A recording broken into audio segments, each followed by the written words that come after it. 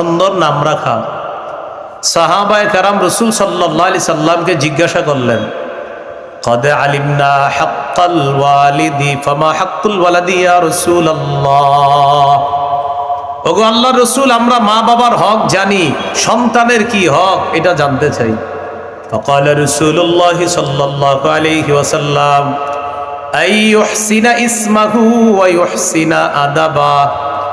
নবীজি বললেন, সন্তানের হক হলো মা বাবা সন্তানের সুন্দর নাম রাখা এবং তাকে ভদ্রতা শিষ্টাচার শিক্ষা দেওয়া।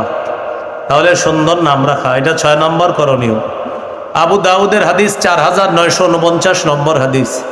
قال رسول الله صلى الله عليه وسلم আহাব্বুল আসমাই ইলাল্লাহ আবদুল্লাহি ওয়া আবদুর রহমান।